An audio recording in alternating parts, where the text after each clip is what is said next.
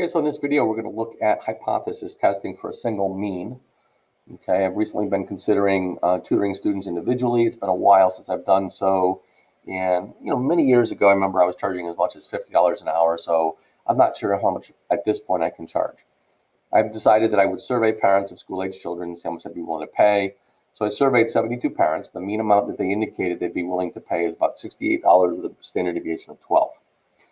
Recently, I was talking with a colleague of mine, and I said, I think that they'd be willing to pay at least $75 an hour. And she argued that, no, it's probably not that high.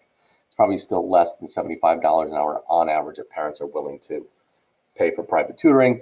So we're going to test this at the 5% significance level, whether her argument is valid that the true mean is actually less than $75. So to use Minitab, I'm going to go to Stat, Basic Statistics, and it's a one sample test.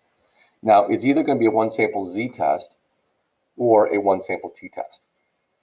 We're going to use the one sample z-test if we know the population standard deviation, which in this case, we do not. So since I don't know sigma, I don't know the population standard deviation, we're going to use one sample t-test.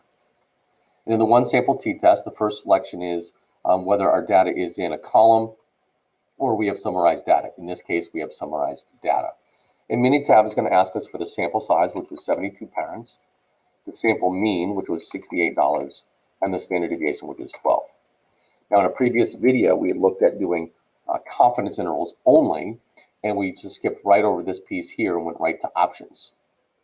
In this case, since we're performing a hypothesis test, we're going to click Perform Hypothesis Test, and we're going to enter the hypothesized mean.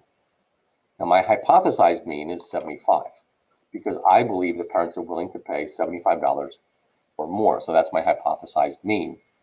When we go to options, first of all, we have the confidence level option. We're testing at a 95% confidence level or a 5% significance level. And our alternate hypothesis here is that the mean is actually less than the $75. Okay, so we're going to click OK. Okay, and here's our test. Okay, 72 people were surveyed, 68 was the mean with a standard deviation of 12. Okay, so the upper bound of what people be willing to pay according to this data is $70.36. So my p-value is 0.000. Therefore, since my p-value is less than alpha, I can reject my null hypothesis. It's not reasonable, okay, to think that they're going to pay 75 or more. In fact, it is reasonable to conclude that, in fact, based on this data, that it's less than $75 an hour that they're willing to pay. In fact, I'm 95% confident that the upper bound of that region is $70.36. Okay? So that's a quick hypothesis test on a single mean.